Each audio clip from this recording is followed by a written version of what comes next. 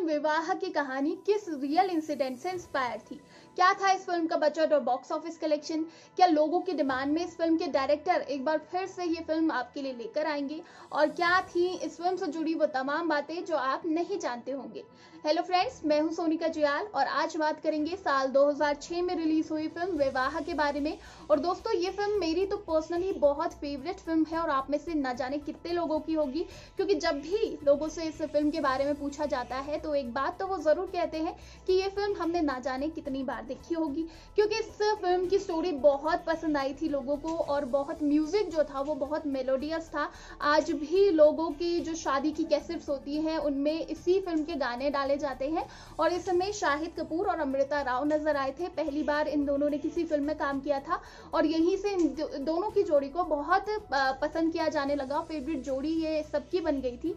इससे पहले शाहिद कपूर इश्क विश्क में काम कर चुके थे और अमृता राव अब के बरस में काम कर चुकी थी। लेकिन जब ये दोनों इस फिल्म में आए तो लोगों को इतने पसंद आए कि लोग चाहते थे कि ये दोनों कपल शादी कर ले। और इनकी रिलेशनशिप की भी अफवाहें थी और जब भी ये किसी शो में जाते थे तो इनसे पूछा जाता था कि आपके फेवरेट को स्टार कौन है, तो ये दोनों एक दूसरे का ही नाम लेते थे। तो इस फिल्म में भी इन्होंने बहुत बेहतरीन काम किया था और आज तक भी ये फिल्म देखी जाती है। फिल्म का डायरेक्शन किया था सूरज बड़जात्या जी ने और सूरज बड़जात्या जी को अक्सर पारिवारिक फिल्में बनाने के लिए जाना जाता है। फिर चाहे वो हम साथ साथ हो, हम आपके हैं कौन, मैंने प्यार किया, ये तमाम ऐसी फिल्म है जो उन्होंने डायरेक्ट की थी। और पहली जो 4 फिल्में हैं उनमें सलमान खान को उन्होंने कास्ट किया था। और सलमान खान मजाक मजाक में उनसे कई बार ये भी कहते थे कि आपने विवाह में मुझे क्यों नहीं कास्ट किया, क्योंकि हर फिल्म में सूरज बड़जात्या जी सलमान खान को ही कास्ट करते थे। तो उन्होंने कहा कि विवाह के लिए जो एक्टर चाहिए था वो कम उम्र का चाहिए था और आपकी जो उम्र थी वो सूट नहीं हो रही थी, वरना मैं आपको ही कास्ट करता। तो ये तमाम किस्से हैं इस फिल्म से जुड़े हुए, तो वो किस्से मैं आपको बताऊंगी। उससे पहले बजट और बॉक्स ऑफिस कलेक्शन के बारे में बात कर लेते हैं। इस फिल्म का बजट था 8 करोड़ रुपए और इस फिल्म ने इंडिया में 31 करोड़ की कमाई की और वर्ल्ड वाइड कमाए थे 50 करोड़ रुपए। और साल 2006 में ये 10वें नंबर पर हाईएस्ट ग्रोसिंग फिल्म थी। उस साल की पहले नंबर पर फिल्म थी धूम 2, दूसरे नंबर पर थी लगे रहो मुन्ना भाई और तीसरे नंबर पर थी क्रिश। तो दोस्तों, अब इसके इंटरेस्टिंग फैक्ट्स के बारे में जान लेते हैं। दोस्तों, इस फिल्म की कहानी एक रियल इंसिडेंट पर आधारित थी। दरअसल सूरज बड़जात्या जी के जो पिता थे राजकुमार बड़जात्या जी, उन्होंने एक आर्टिकल पढ़ा था जिसमें एक टेलर था और उसकी शादी होने वाली थी, लेकिन शादी के ठीक एक दिन पहले उनकी जो होने वाली वाइफ थी वो आग में झुलस जाती है। तो उन्हें गवर्नमेंट हॉस्पिटल में एडमिट किया जाता है और ये टेलर वहीं जाकर उससे शादी कर लेता है। तो ये बहुत इम्प्रेसिव कहानी उन्हें लगी थी और उन्होंने कहा था कि अपने बेटे को उन्होंने सजेस्ट किया कि आपको ज़रूर इस टॉपिक पर फिल्म बनानी चाहिए। सूरज जी को भी ये कहानी बहुत पसंद आई, लेकिन उन्हें ये समझ में नहीं आ रहा था कि जो ये आग वाला सीन है वो शुरू में रखा जाए या मिड में रखा जाए या लास्ट में रखा जाए।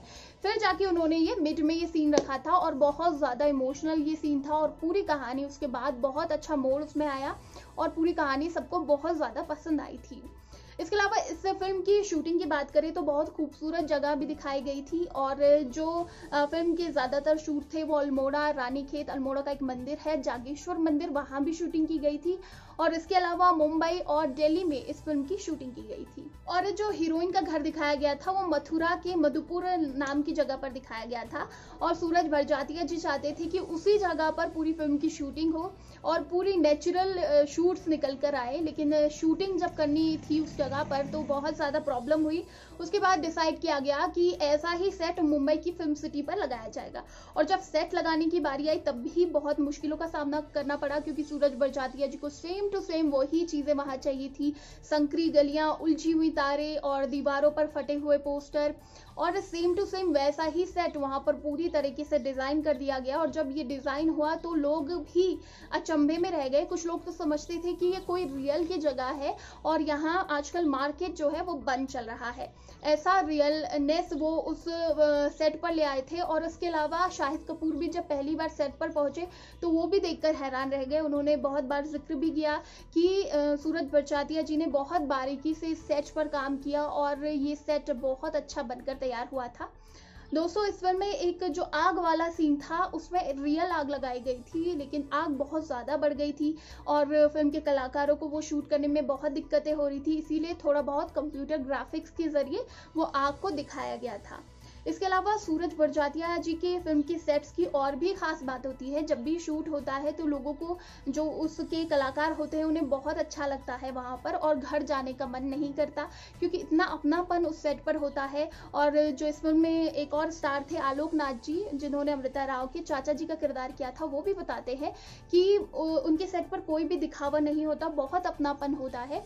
और शाहिद कपूर ने भी कहा था कि पहली बार ऐसा मेरे साथ हो रहा था जब मैं किसी फिल्म की शूटिंग कर रहा था और मेरा घर जाने का मन ही नहीं कर रहा था। साथ ही सलमान खान ने भी कहा था कि मैं एक फिल्म की शूटिंग के लास्ट दिन रो पड़ा था, क्योंकि मैं बहुत इमोशनली अटैच्ड हो गया था। तो सूरज बड़जात्या जी की यही बात उनकी फिल्मों में झलकती है और बहुत ही पारिवारिक इंडियन कल्चर उसमें दिखता है, इसीलिए लोग इजीली कनेक्ट कर पाते हैं और उनकी फिल्मों को देखना पसंद करते हैं। दोस्तों, फिल्म के म्यूजिक से भी जुड़ा एक किस्सा है। जब फिल्म का म्यूजिक बनना तैयार होना था तो सूरज बड़जात्या जी बहुत सोच में डूब गए थे कि किस म्यूजिक डायरेक्टर को ये जिम्मा देना चाहिए, क्योंकि इस फिल्म के लिए उन्हें एक लिरिकल सॉन्ग्स की ज़रूरत थी, जो गाने हैं वो कहानी बयां कर दे। और फिल्म के गाने आप सुने तो पूरी कहानियां उसमें चलती रहती हैं और बहुत ही मज़ा आता है पूरे गाने को देखकर और उनके हाव भाव देखकर। तो ऐसा ही म्यूजिक डायरेक्टर वो ढूंढ रहे थे। तो इसी दौरान वो साईं बाबा मंदिर गए थे अपनी वाइफ के साथ, और जब वो अंदर जा रहे थे तो उन्होंने गाना सुना था, गीत गाता चलो साथी। और जब बाहर आए तो भी उन्होंने ये गाना सुना, तो अचानक उनके दिमाग में आया और उन्होंने अपनी वाइफ से बोला कि मुझे कहीं ना कहीं हिंट मिल रहा है कि इस फिल्म के गाने तो रविंद्र जैन को ही कंपोज करनी चाहिए, क्योंकि ये गाना भी उन्होंने कंपोज किया था। और उनके गानों की यही खासियत थी कि उनके गाने बहुत चीज़ें बयां कर देते थे और कहानी चलती होती थी उनके गानों में। तो उन्हें इसी तरीके से सेलेक्ट किया था और रविंद्र जैन जी ने जब ये गाने बनाए तो बहुत खूबसूरती से इन्हें कंपोज किया। और म्यूज़िक ही इस फिल्म का था जो हमें कनेक्ट करता है और आज तक भी हमें इतना पसंद आता है। दोस्तों, इस फिल्म के जो आग वाले सीन थे वो भी बहुत मुश्किल से शूट किए गए थे, क्योंकि इसमें रियल आग दिखाई गई थी और आग बहुत ज़्यादा भड़क गई थी, इसलिए कलाकारों को थोड़ी मुश्किल हो रही थी। इसीलिए कुछ आग के सीन्स के लिए कंप्यूटर ग्राफिक्स का भी इस्तेमाल किया गया था। और जब ये फिल्म रिलीज हो गई तो सूरज बड़जात्या जी से तब भी लोगों ने बोला कि ये फ्लॉप हो जाएगी, लोगों को पसंद नहीं आएगी। लेकिन जब ये रिलीज हुई लोगों को इतनी पसंद आई और मलाड के एक थिएटर में ये पूरे 25 हफ्तों तक लगी रही, लोग इसे एंजॉय करते रहे।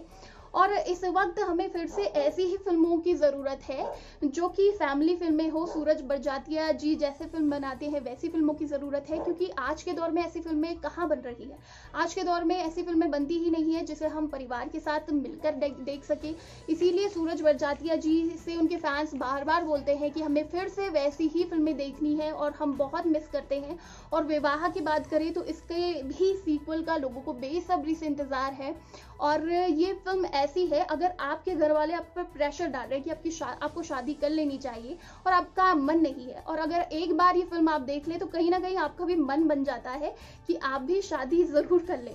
तो ये फिल्म का सीक्वल, अगर आप चाहते हैं कि इसका सीक्वल आए तो नीचे कमेंट सेक्शन में ज़रूर बताइए। और किस फिल्म के बारे में जानना चाहते हैं, उसके इंटरेस्टिंग फैक्ट्स के बारे में जानना चाहते हैं, वो भी लिख डालिए। और इसी तरह के दूसरे वीडियोस के लिए सब्सक्राइब करें हमारे चैनल बॉलीग्राज स्टूडियोज़ को।